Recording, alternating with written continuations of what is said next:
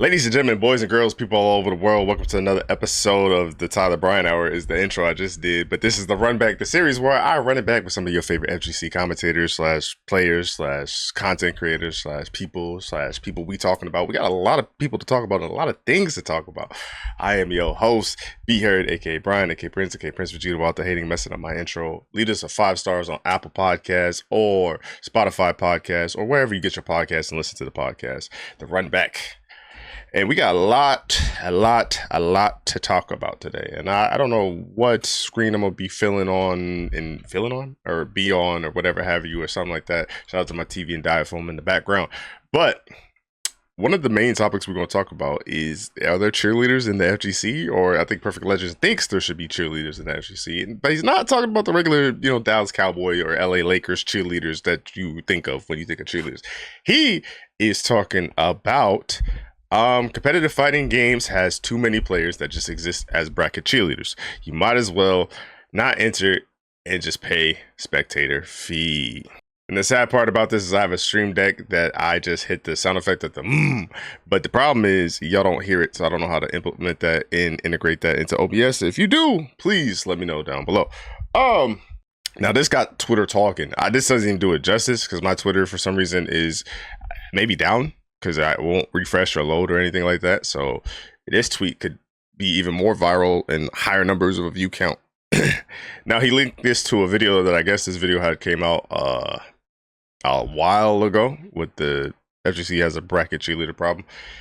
And shout out to Perfect Legend. I'm trying to do this with grace because Perfect Legend didn't know me from a can of paint. And I think there was like a Mortal Kombat leak and we had a few, conversations in the DMs and stuff like that. He always treated me well. So I don't want to misspeak on his character and who the person is because he treated me well. Now, I'm not going to defend this nigga because I don't know this nigga. Just because he treats me well doesn't mean he treats everybody else well. So if he ever wants to, come on the Runback and, run it back and do an interview series with me, I will do that. But I gotta talk about this, right? And this could be nasty for so many reasons, right? Because I think what people fail to realize is the FGC stands for Fighting Game Community. And I'm not all kumbaya. I think we need everybody to get together and belong together. I'm not saying that, and I'm not making that sentiment. But what I'm trying to say is, for someone as legendary as Perfect Legend, I think a lot of people don't realize that Perfect Legend is a 3-time Evo champion, and it has been a while since he's won it, but he is a legend, hence the name. But he needs me as much as I need him, right? Because it's a community. So for all these people that he's calling bracket cheerleaders that say they don't do anything but waste their time entering the bracket, that's not necessarily true. Because yes, there is a spectator fee, but the spectator fee is only to get in the venue. The reason Perfect Legend is a 3-time Evo champ and can say with full confidence that he has won $44,222 from gaming alone in fighting games, strictly off of tournaments alone. The reason why he can say that is because of you and me. And some of you might be saying, oh, wait, what do you mean, B Heard? What do you mean? What are you talking about? So put it like this. Say a tournament like Combo Breaker. Combo Breaker is coming up eventually, or Evo Japan is coming up eventually, right? And you pay a fee for the game that you enter. So for the sake of numbers and keep it as simple, we're going to do, say, 8 people enter this tournament and say the prize pool is $100. I know it's not Evo Japan. I know it's not Combo Breaker that would have people. I'm just saying, or say you're local, right? And say they're going to add a $100 bonus bet or bonus prize, whatever. So if we take that $100 and then you give the venue $20 because you got to pay for the venue and then you pay to enter the game. That $10 that you got from one of the $20, because obviously venue eats, they got to put the $10 in the prize pot. That $80 that all 8 players put into the prize pot gets added to the prize pot. So that $100 becomes $180. And usually, depending on the tournament, if they break it down and they bust it down well, everybody eats and everybody get commission for that. But more than likely, especially with the FGC does, they do 75, then 25, then they break it down that way. or maybe it's 75. Or I think maybe it's 70, 20, 10. So first place will get 70% of the pot. Second place will get 20% of the pot, and then third place will get 10% of the pot. So that's why I don't like this narrative, and I don't like the things that Perfect Legend is saying, because it's like, in order for you to make that money, to make this $44,000, and it's not even a slight, like I'm not trying to come at him or anything like that. I'm just saying from the standpoint of saying there's too many bracket cheerleaders. The more bracket cheerleaders are in the pot helps with your results if you getting paid, of helping you pay your sponsorships back, because they're paying you to go out to these tournaments to do well in these tournaments. So the more people you beat is actually helping your cause, especially like an Evo. Now, if you get 33rd place in a 200-man tournament, yeah, your sponsor might not be happy. It might be upset. They might feel some sort of way. But if you get 33rd place in an Evo tournament that has, like, I don't know, Street Fighter 6 probably had, what, 7,000 people in the tournament? Nigga, it looks better. So I don't understand that sentiment.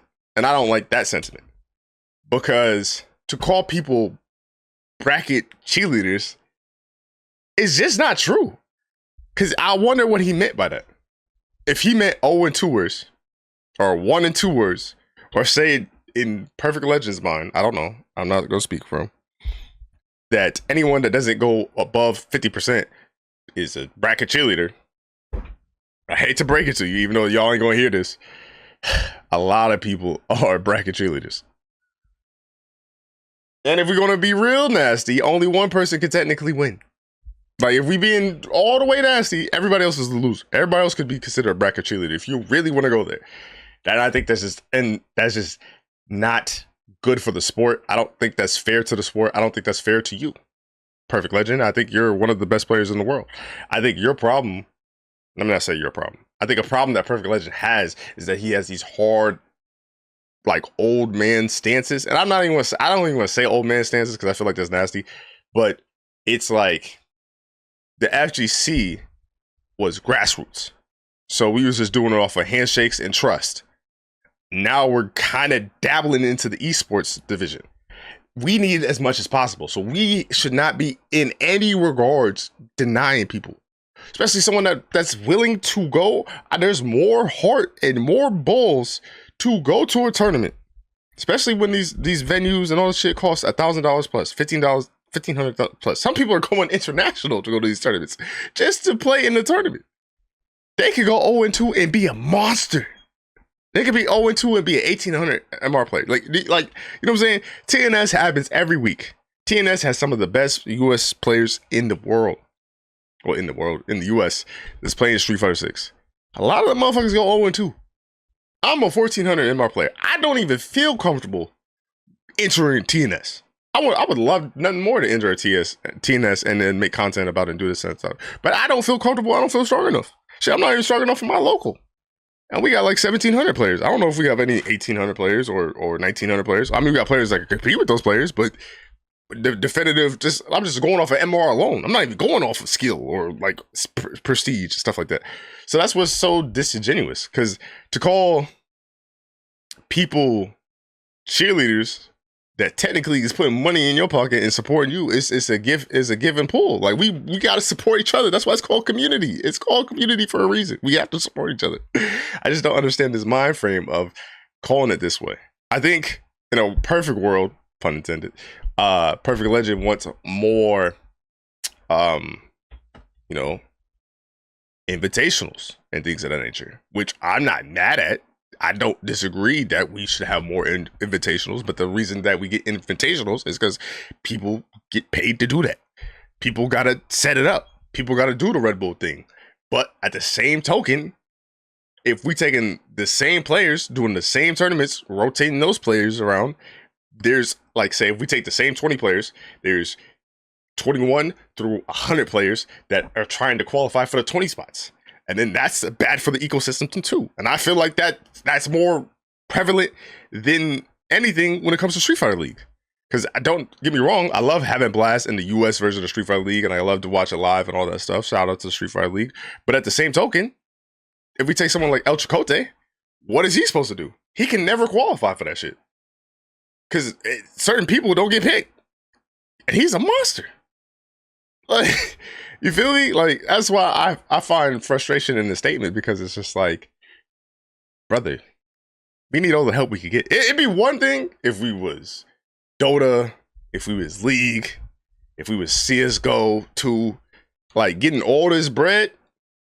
All right, maybe we could gatekeep a little bit more. Yeah, like I can't enter a tournament with Perfect Legend in those type of realms, to the equivalent of Perfect Legend in those type of realms. But in those type of realms, they have minor league systems. They have everything that builds up to that point. So once you're up there, you're up there. But you can work your way up there. We need a funnel system. We need a farm system. Farm systems exist for a reason, because kind of like in the NFL, if you don't have a farm system, a lot of players are just not ready for that talent. Like, it's hard to get that type of talent, that level up, that boost, that anything. But then again, that's what's beautiful about the FGC, because without the opportunities for bracket cheerleaders and people just entering tournaments and online tournaments and all these other things and different qualifications and different ways to enter the damn game and play the game, we wouldn't have got a blast, because we wouldn't have got a blast to tell Evo or something like that if he could have went to Evo. But the fact that Blast had a region that let him play online and enter the tournament for free of charge, and he just dog walked everybody. He was like, who the fuck is this talented 15-year-old kid? Then he got an opportunity to do it on the big stage, did it on the big stage, and got second. And they got third this past year. That's what the FGC is. The FGC is almost just like content creation in itself. This tweet banged for Perfect Legend. All this is going to do for Perfect Legend is make him say more tweets. And look at the ecosystem that you just built off the FGC community. Because Perfect Legend makes this tweet. People respond to this tweet. People want a money match now off this tweet. People want to talk about this tweet. Now I'm talking about this tweet. Now I'm repurposing this content. This content's going to go on a podcast. This content's going to go on the YouTube channel. It just, like, but it's community. So why do you want to segregate community? It just doesn't make sense to me. And it's crazy too, because it's like, y'all don't know how good Perfect Legend is. And people were trying to get off, you know what I'm saying? Like, when Perfect Legend comes up to 13-0, obviously, situation with Sonic Fox and things of that nature. But Perfect Legend is a 3-time Evo champ. 3-time. Now, granted, in the big 2-6 and the big 2-7 and the big 2-8, being a 3-time Evo champ might not be that crazy, because there's 9, 10 Evos a year. But when there was only one Evo a year, he won Dead or Alive 4, and he won Mortal Kombat. And this was peak Mortal Kombat 9. So he was a Kung Lao player. He was godlike. He understands fighting games to a certain level, but it's like, when you try to push and get off narratives, I'm not saying you can't be right in your narrative. He could be telling the truth 110%. People not going to believe you if you don't do the work that you say, or if you just look down on people. Because it's like, how can you level up if you're looking down on people? I physically can only go so far in the fighting games. I need help. I need critique. I need community. I need to play people. That's just how it works. Some people are just naturally gifted. Maybe Perfect Legend was one of those people. But at a point, you're going to hit a crossroad, because you say you could take it at 9. But me training with someone else to see a different angle that I'm not seeing, like, the perfect analogy is like the coach. Like, the coach is going to see it from the sidelines. Then there's the coach in the press box. He's going to see it from down view. Like, there's going to be things you can't see and you're just not even aware of or thinking of. So it just helps to get that level up. So that's why I was just like, I'm not mad. If, like, Perfect Legend got the Elon, subscription thing to where he could get paid, get your tweet off. But it's just like, it just feels nasty, because it's like, that's the opposite what we need right now. We need more people willing to go to these tournaments, especially for these tournaments to be priced out. We're losing tournaments. Why are we saying this when we're losing all the Big East tournaments? I don't think there's no California tournaments. Final rounds not a thing anymore. Like, we're losing tournaments. The last thing we need is for Evos to be priced out almost on some WWE shit, to where the real fans and the real people who really care about games, that are keeping games alive, like Dragon Ball FighterZ just got a new character, they're keeping that game alive. Marvel 3 hasn't died yet, and they might fuck around and get rollback netcode, and that game's going to get a resurgence probably. Like, we need community. We need people to care about things. To shun and put people away is the worst thing we could do in the community. But shout out to Perfect Legend, man. Because like I said, every time I had a conversation with him, it was cool. And I don't even want to sound like I'm dissing him. I'm really not. If he wants to go on and explain this tweet or explain other tweets, I have no problem having him on this platform.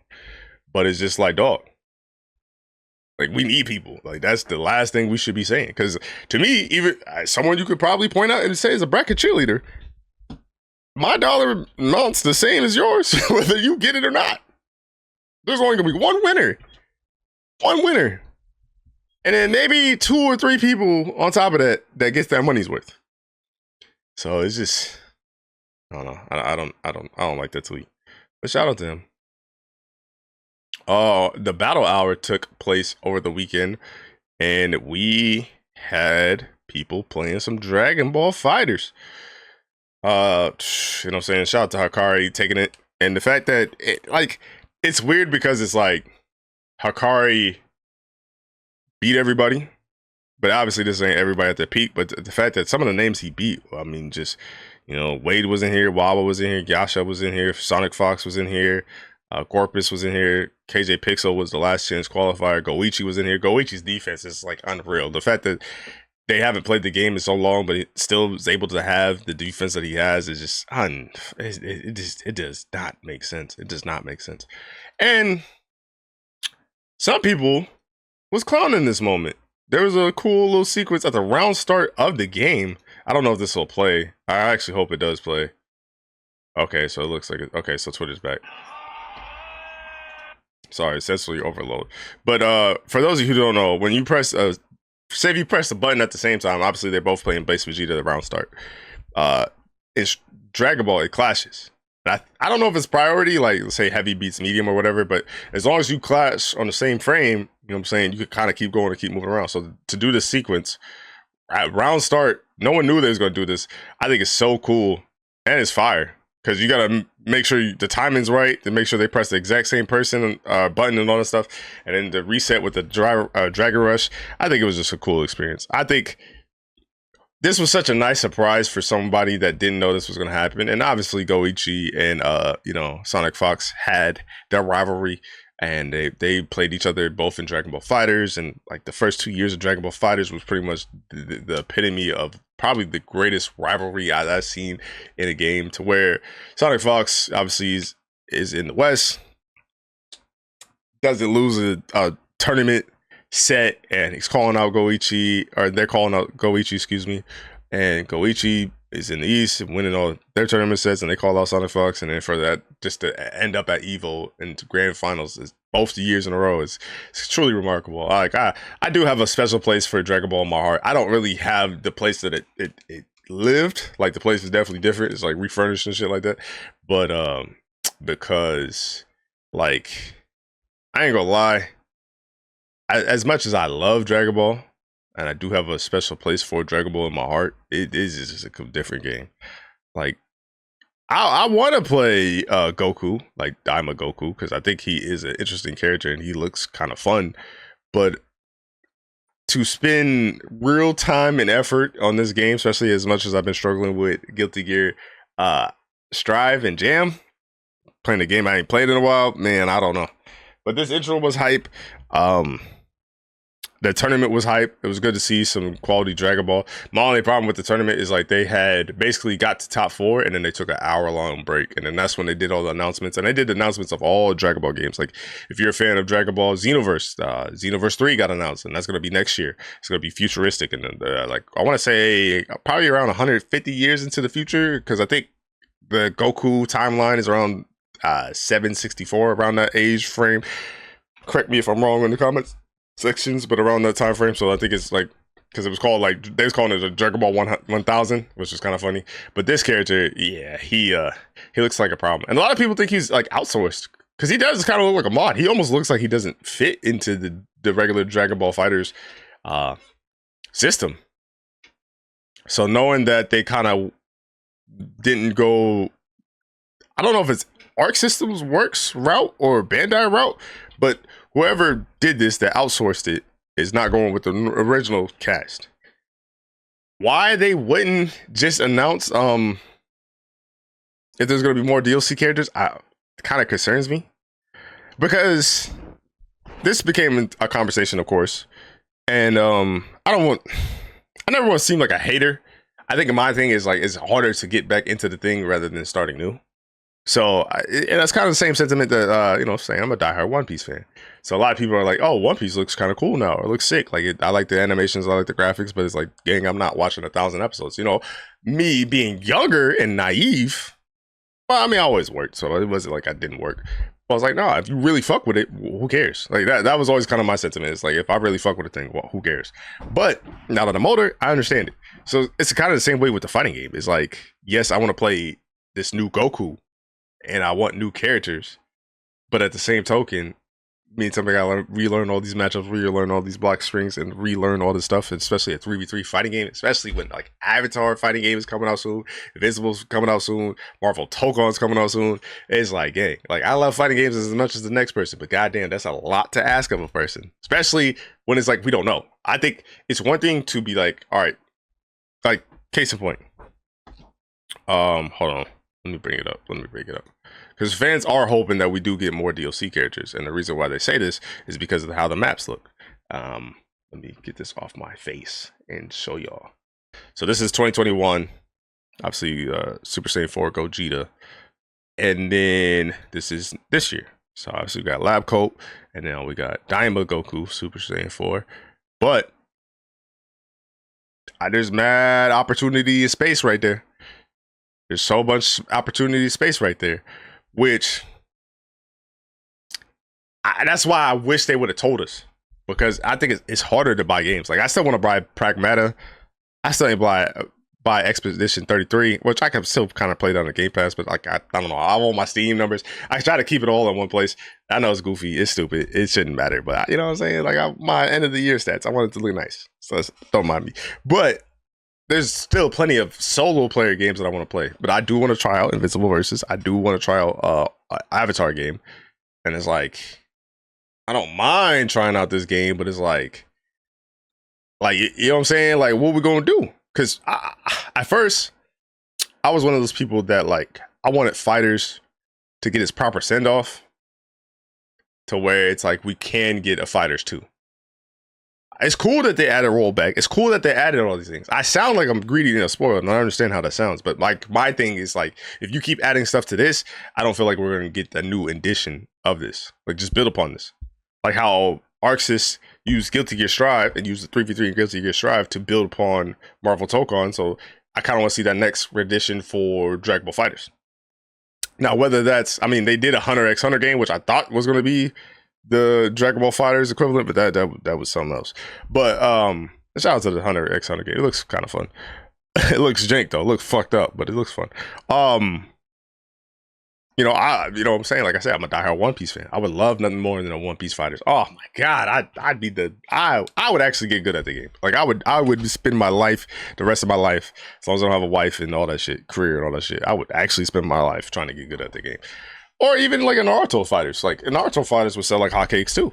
Like, I think having these IPs and putting a fighting game on top of it, like Dragon Ball FighterZ was the perfect storm. It was a perfect game.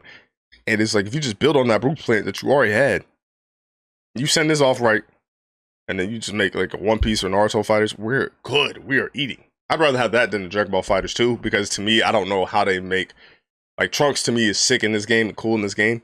How do you pull a Tekken and just try to make it a legacy game where you build upon those things that you already added, or do you do something completely new?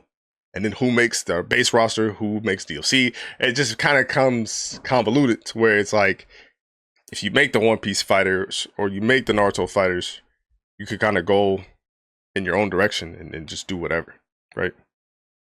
So I don't know. Just a food for thought. Just for food for thought.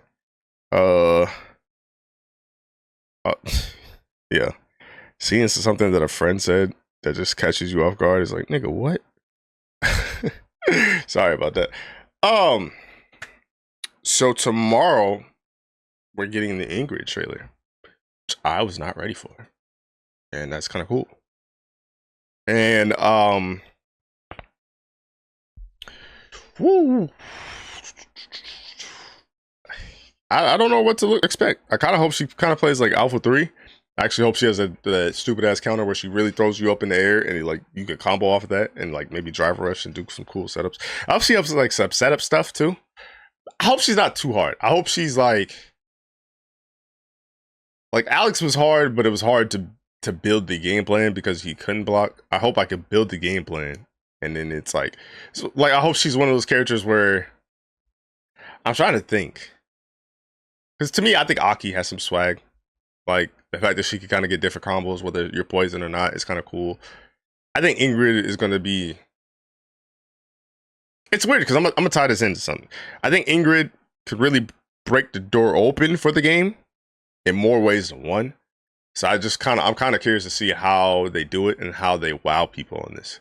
Because... This is El Chicote's character. This is a few people's characters. And I feel like for her to be kind of the weird choice of this season, like everything else makes sense. Like Sagat makes sense. C Viper makes sense. Alex makes sense until he's fucking his cousin. That was weird. But Ingrid makes sense. So it's like you have to make it make more sense than what it was. So I am genuinely curious to see what they do. And actually, spoiler warning, there was a leak of the potential season 4 characters, right? And I'm gonna go full screen. So as long as you know from this point on that I'm full screen is because I don't want to, if you want to skip this person, then you can. I want to see if I can find it. So I do apologize if I don't find it. I might have to actually do some editing. Damn, because I was just looking at that motherfucker and now I don't know where it's at. Brother, please. Okay, there we go. Boom, I found it. So, spoiler warning, you've been warned. As I'll switch off the full screen when I'm not reading about or talking about the spoilers. But for season 4, the rumor characters are Vega, Haggard, Gouken, and Tifa. Now, there is one character that I have to kind of look at because I don't remember who this nigga is. Is this nigga, he's Ryu's trainer, right? Okay. See, but this is what I don't understand about the timeline, right? Because if Haggard in Street Fighter 5 wasn't the mayor because Cody's the mayor, how's that going to work? What is he going to be up to? Because I think one of the stadiums in the World Tour mode is named after Haggard. So I think that's interesting. Is he going to be old man? Is Gouken going to be old man? Because he was already an old man in fucking Street Fighter 4. And hasn't been playable since Street Fighter 4. So I'm really curious to see what they do with him and his design. And then Vega, I really don't give a fuck about Vega. I never like gimmicks. So I don't like that his mask and his claw coming off changed the character. Like if they could keep it to where it's linear, like maybe say like, oh, when he activates feat level 2, like he has an install where he has 2 claws, so he has even more range and he can do even more. Like, okay, maybe I can understand that. But it's like, if it's not something simple, like I don't like that shit. Because it's just hard to think about when you're playing the fighting game, right? So I never liked Vega. Maybe I'm giving them full authority to wow me. Because this is like, this gets my money or not, I wouldn't pay for the season. But the last one is interesting. Tifa for Final Fantasy VII. Now, she was rumored to teased and all these things for Tekken 8. Now, Tekken 8 has kind of had their status and all this stuff kind of, I don't want to say get ruined, but, you know, it ain't been the greatest press for it. So, if it's true that she's in this game and not Tekken 8, that's tough. That's tough. But that's going to be really, really interesting. Like, that's going to be really, really interesting. Like, I almost feel like that's the weird thing about this game, though, because this game could sell like hotcakes if they do it right. You mean to tell me you're going to put Chun-Li, Tifa Lockhart, I think is her name, and Mai Shiranui? If we don't get like a rotation of each of them getting each other's costumes or something like that, like, bro, you could make so much money off of costumes alone. Like if Street Fighter 5 made all that money off of costumes alone, you know how much money you can make in this game? Sorry that I keep looking this way and not forward. It's because I can see myself on a second monitor. So I just want to make sure that it looks good and all this stuff. It's not like I'm trying to be conceited, but like, yeah. So it's a really bold take too, because I don't. This almost feels like y'all are running out of characters, in which I don't feel like we're that way. Like this almost feels like when Street Fighter 5 added Akira. Like that was like that season. Like to me, season 4 could still be like a Sean, a Makoto, a Sakura.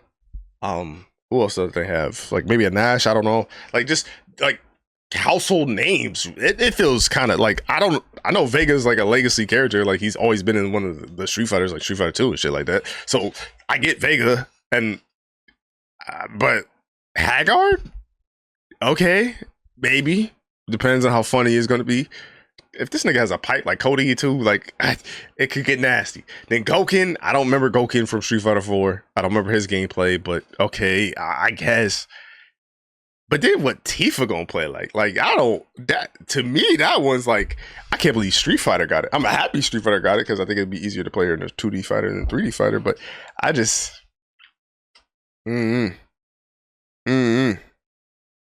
It's a bold take. It's a bold take. I'm really curious to see what they do. I don't know, cause like gun to my head, what I pay for the season off the names alone, nah.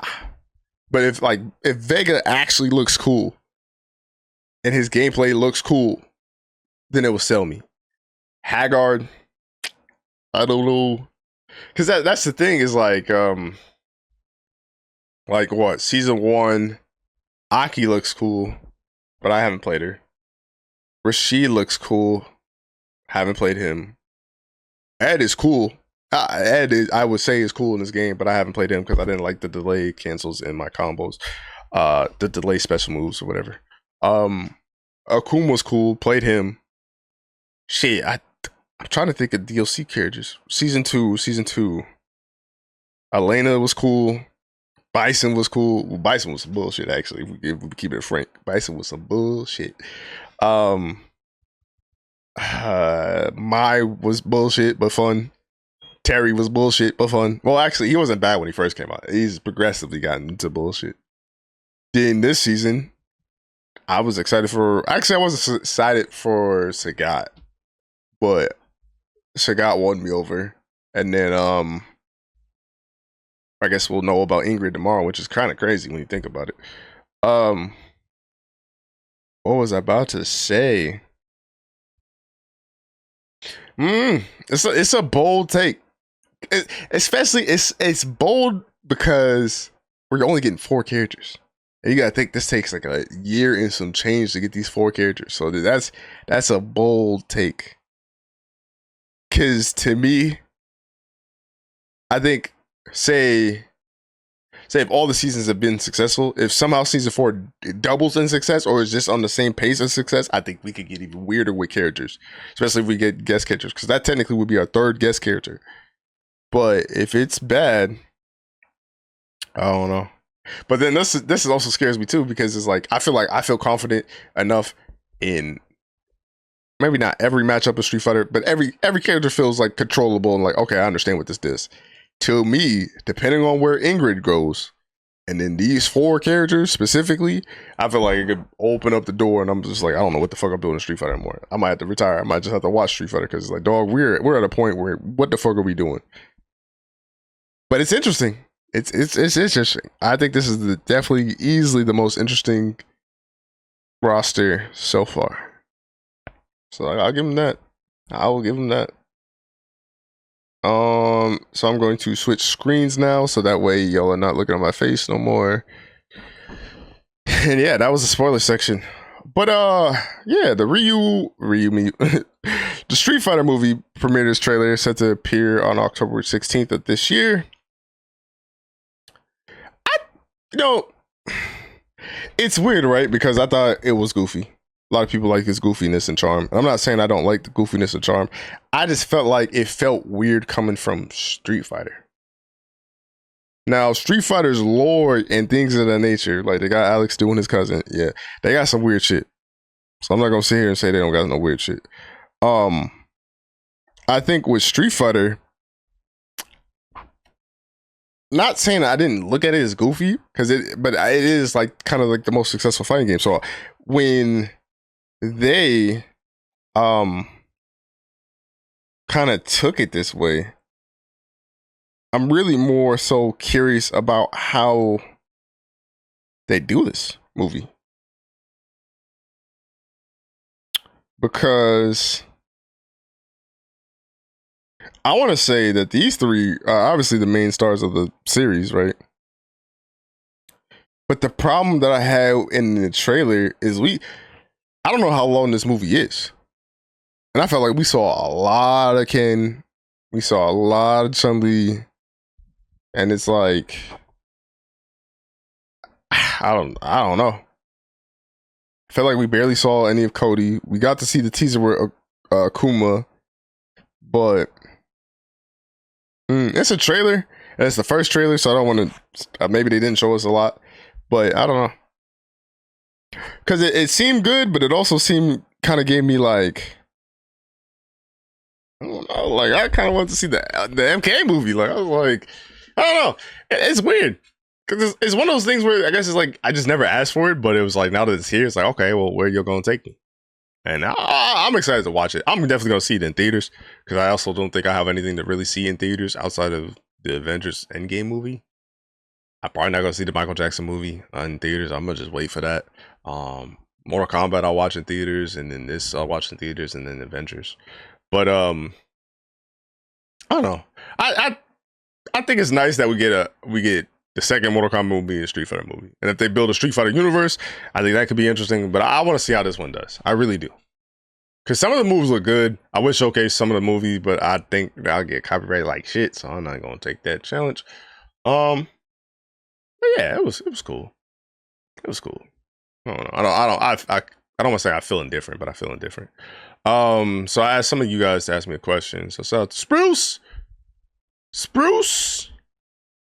He said, is there any fighting game franchise you'd like to see make a comeback? It doesn't even have to be a particularly good fighting game franchise. I have two answers, and I feel like one of them I already showcased. I think Soul Calibur. With the plight of Tekken. I know Dead or Alive is doing something, but they're like going with a super realistic approach. I feel like if Soul Calibur could come back and find that balance of a game that I don't know if, because I want to say Soul Calibur 2 and 3 were peak, but I think 2 and 3 were peak because of the guest characters, because I think they was like officially the first fighting game with guest characters, right?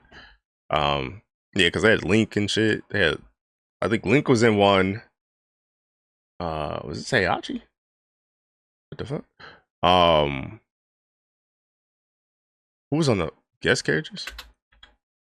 Yeah, let me see. Because I'm actually curious now. Yeah, Heihachi was, wow. So Heihachi was PlayStation. Interesting. And then Spawn was Xbox. Sorry that this doesn't come up quality. But I think Soul Calibur could really make a comeback. And I think they could find a lane for themselves. Especially if they could find a balance of to where it's like, it's Soul Calibur. But I enjoyed playing 6 when I played it. Like I played, I think Maki is her name. I hated Nightmare, and then I hated Siegfried. Fuck both those characters, but that was because my homie Meltdown, shout out to Meltdown, played those characters. So that was super annoying. I didn't learn the matchups at all because of that. But I had fun for playing it, but I also am not a Soul Calibur fan. So I don't know what the Soul Calibur fans want. But I think if this could come back and find its lane and you know what I'm saying, exist, because I think even Virtual Fighter is coming back. And I think a renaissance of, because I feel like we're in a tag renaissance because everybody's making a tag game, and then every tag game has active tag. Because I think there's 2XKO, there's going to be Marvel Tokon, there's, well, I guess Avatar's not the tag fighter, but Invincible Versus is a tag fighter, and I feel like there was one more. Well, Dragon Ball FighterZ getting a new character. Like, I think if we could go back to this 3D era, or just have an option to where we have all these options, I think it'd be kind of fire. So yeah. I would like to see that. I would like to see a Soul Calibur. I know. I think I would play a Soul Calibur. Another option that I would have, it's kind of me being biased, but I don't know how this will come back up. But a Killer Instinct. I think a Killer Instinct with the characters that they have and the roster that they created, I think could do well. And if you even want to get freaky with it, make it an Xbox exclusive, but actually, because it kind of already was an Xbox exclusive, and then it eventually came to the Xbox PC version and stuff like that. But maybe even get back to the basics, like kind of do a like HD graphics, but get back to this Killer Instinct to where they have like the ultra combo finishers and the stage fatalities and all that stuff. Like, I just feel like Killer Instinct is one of those IPs that kind of you could do no wrong with. And I would like to see a company, take it and run with it. I don't know who owns it now. I don't know if it's still by the same guys that did Killer Instinct. So because I see what they're doing with Invincible Races, and there's a lot of similarities in them both. But I just feel like my thing with fighting games now, and I've kind of learned this with like Fatal Fury and King of Fighters and stuff like that, and like how there is multiple crossovers, and some characters technically belong in this series, but like Haggard technically, I just randomly saying Haggard, don't worry about that. But like how he was in Final Fight, but then he technically crossed over into the like Marvel games and things of that nature. Like, I just want that for like other games, like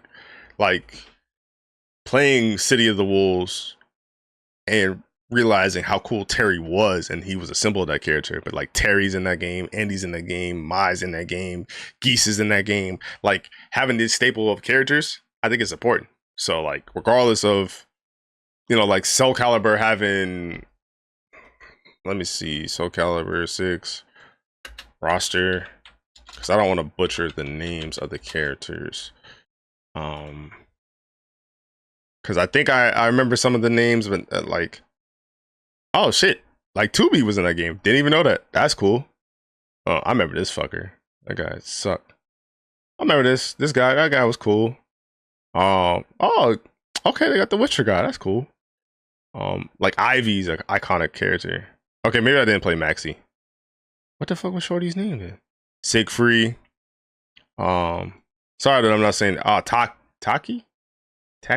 I played her. She was cool. And then this character looked cool. Like, I think if you just get back to the point of where you could have your star roster, you could remake the game and always do better. And especially because if it's like, when did this game come out? Soul Calibur 6 release date October 2018. Damn, they're gonna be 8 years. I don't know how long it takes to develop a game, but I wouldn't be mad at Soul Calibur 7. I think people will pop for it, because I also think outside of a Mortal Kombat, I think that's kind of the only game that's really missing at this current state in this climate. Because if like I said, Virtual Fighter's coming, Dead or Alive's coming, or maybe it's Dead or Alive. No, it is Virtual Fighter, I think. Games are coming out, especially not to mention a new IP will come out eventually. Maybe a Marvel. Like, the games can always make a comeback if it's fire. I think that's it. Gotta talk about the elephant in the room. So Drake has officially announced his release date for his album, May 15th. And Drake, I don't know how I feel about Drake. Because for those of you who don't know, when the beef all started happening, like that came out, right? I'm a fan of all three. All three was in my top 5. And I think I want to say J. Cole was one. I think at the time when For All the Dogs and other stuff came out, J. Cole was one, just because he was on that feature run, he was going crazy. And then I think Drake was 2, but Kendrick was 3. Not because I think Kendrick is 3. Kendrick was 3 because he just wasn't putting out anything. Kendrick is my favorite. Kendrick is my favorite. Out of the big 3, It's not even close. Like, to me, it's like, yeah, Drake could drop a fire verse, J. Cole drop a fire verse. I'm like, nigga, that's Kendrick Lamar. Like, he's the GOAT to me. But the reason why I have him as the GOAT is because I remember in the JUCO days when I'm grinding on the top 5 junior college in the nation as far as football teams go, nigga, my alarm clock was Want to Be Heard by Kendrick Lamar. And I'm waking up at 4 o'clock in the morning, damn near Omaha, Nebraska, going to my workouts and stuff like that, grinding. Kendrick Lamar was there for me, and that nigga's tracks was fire. I still remember when To Pimp a Butterfly came out, and then one of my roommates said that shit was trash, but he did not black either. But I mean, shout out to him. That's the homie. But it's like he wasn't even trying to listen to the message. You just, I don't know, because I appreciate the story that Kendrick tells. And look, I'm already talking about Kendrick when I'm supposed to talk about Drake. But I said all that to say that, hold on one second. I say all that to say that, like, when the beef had first started, right? I'm a fan of all three. So I'm sitting there like these, like, okay, let me see what's about to happen. And then niggas got out their neck, started talking about Kendrick ain't this, Kendrick ain't that. And to me, I have a problem where he's like, oh my God, you don't realize how good this person is. Like, it's kind of like the Chilltown meme of like, oh my God, you don't know how good Tim Duncan is. So when people was, saying, I did want to choose a side. I wanted to watch how it played out. But I swear to God, I only choose a side because niggas was talking about Kendrick like he chump. And like, one thing I don't understand about Kendrick is, like, to me, I can't sit here and say a rapper's voice is trash, but I like everything else. Like, that doesn't equate to me. Because I can find a song I like of a rapper's, but if I don't think they're good, I don't think they're good.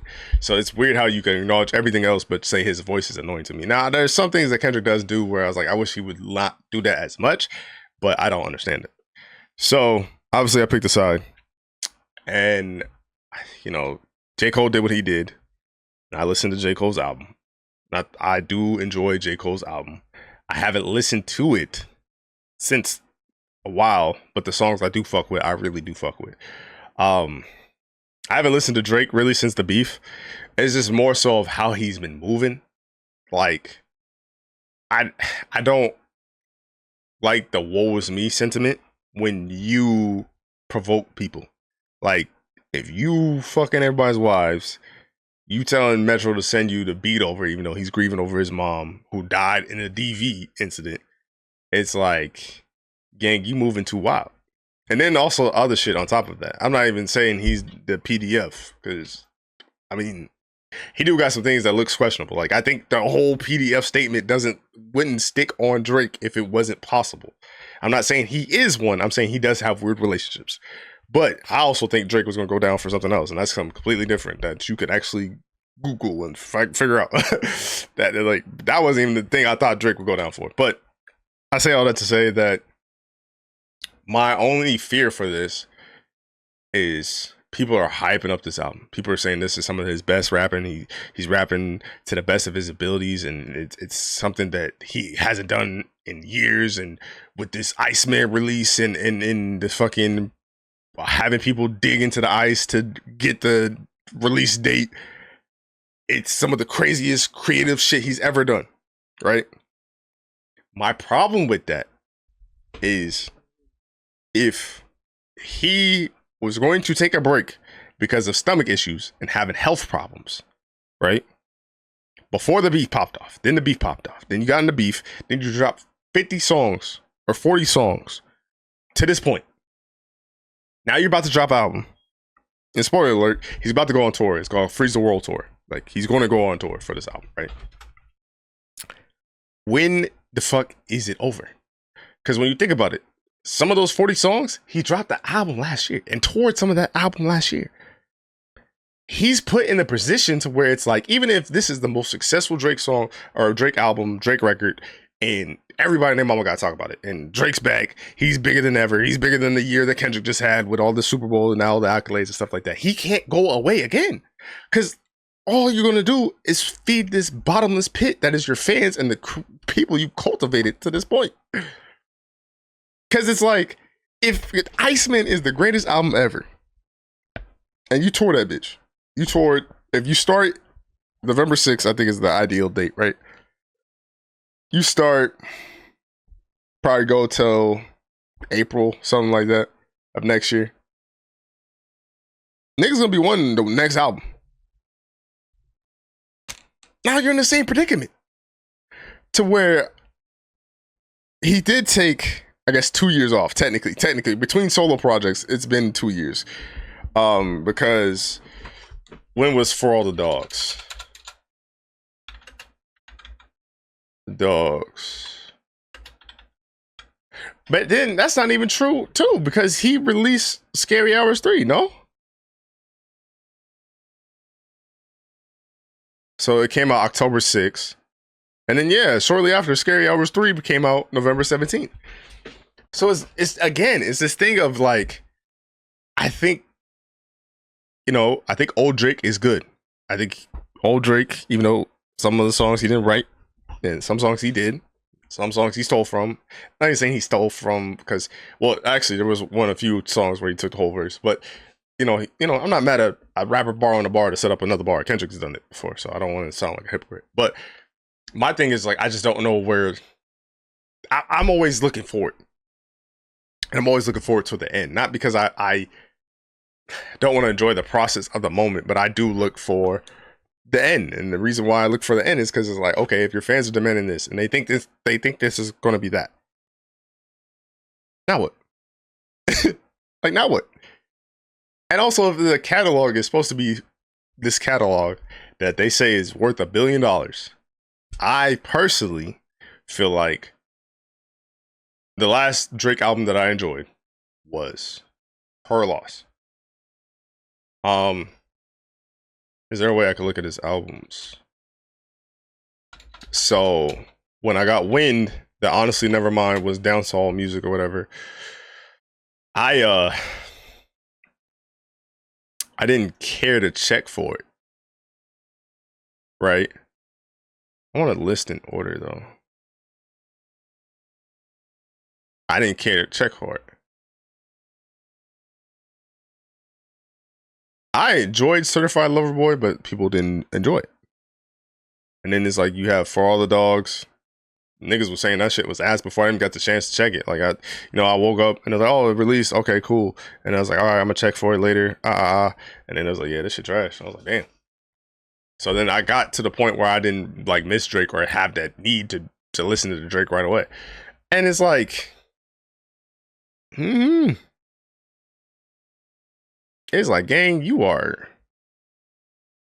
about to be 40, son. It's like, are we really feeding for Drake? Because just think about that. Like, he's gonna drop an album and then go on tour. And then after this album drops, he's gonna drop another album. And then if the rumors are true with Kendrick could very well drop an album this year. That'd be cool for all three of the big three to drop an album this year. I think that'd be fire. If not this year, he could drop it next year. He's going to be, in some shape or form, he's going to be a part of the World Cup this year. So is Drake, maybe. In some shape or form, Kendrick is going to be probably about to be a part of the 2028 Olympics. So it's just interesting. I do think this Drake album will sell well. Like, I do think it's gonna do 400 first week and all that shit. Especially since like he released the date of May 15th. And there's always conspiracy theories going, and some people think that there's gonna be somebody they already think that somebody's gonna drop an album on that date. But it's like, you already put it out there in the ether, so you better put it out there. It's probably your most anticipated album of all time, so I don't see the point in trying to back out the album. And then the World Cup starts in June, and I think that's around Kendrick's birthday too. But this is gonna be interesting. I'm looking forward to it. I'm gonna do an album reaction to it because I did one for J. Cole. There's potential there's a double disc now. I don't know if I need 140 minutes of Drake, but I'm willing to listen to it. And will I be back on a Drake train? I don't know. Because like I said, I like Drake. I do think he's going to be in some serious shit sooner down than later. If you want to have that actual conversation, we could, not on a podcast or YouTube or Spotify platform, maybe on a stream or whatever. But I don't know. I just want to get back to enjoying the music because now even fans are antagonizing Kendrick and putting like the ice cube emoji on his last post on Instagram, and it's like, all right, now the nigga drop an album. You know what I'm saying? If he drop an album, because I feel like Kendrick's been too quiet for some reason, so he could damn well drop an album on there. But I'm looking forward to it. I'm curious because it's like, all right, you did all this stuff. Now let's get to it. Basically, like, let's go. Like, we here. Let me see what Drake does. And I mean, if Drake fans enjoy it, I love that for y'all. But you know what I'm saying? I think Kendrick's the GOAT too. So I still bump GNX. Like, I fuck with GNX. I think that was Kendrick's probably most fun album. I'm curious to see what Drake does. Because I do want to hear some introspective about Drake. But I don't want him to play this like victim role. Because it's like, this nigga also said, because that's the thing, is like, I want to enjoy Drake's music. But to me, like, I don't, it's weird because he wants to reward consistency. I want to reward being the fact to miss you or sit with your albums. I feel like I can never sit with a Drake album because, like, if this Drake album was like a back catalog, it's like, dog, I haven't listened to For All the Dogs yet fully. I haven't listened to Some Sexy Songs for You yet fully, and now you're giving me ICEMAN. But the ICEMAN is the most anticipated one. So it's like, dog, you can't even let your fans enjoy the music. It's like, because you trying to get the narrative as far as this is good, this is shit out the way. And it's like, allow us to miss you. I haven't felt the ability to miss this nigga. Even though it has technically been a year and a half since he's dropped songs. But I'm counting for Sexy Songs for You because, nigga, you was the majority of the songs. It's like, allow us to miss you. Yeah, I don't know. I do want to check it out, though. I do want to see what he's cooking up and see where he takes it. But I do want some new Kendrick music. So if we do fuck around and get some Kendrick music on May 15th, I'm not going to be mad either. But supposedly we're getting a new Chris Brown album May 8th. So I don't even know what that's about. But if we are, that's crazy. It's like the fact that so many people are touring, the fact that so many people are dropping albums. 2026 is a good year for music, man. It's a good year for music. But I ain't got nothing else to say, man. I apologize for that rant. It kind of went all over the place. I haven't really got the chance to talk about the Kendrick Drake stuff. But I will always talk about that shit because I like music. But I love y'all. Until next time. I hope y'all have a great day. Hopefully you give this 5 stars on Apple or Spotify, wherever you listen to podcasts. Until next time, I'm out.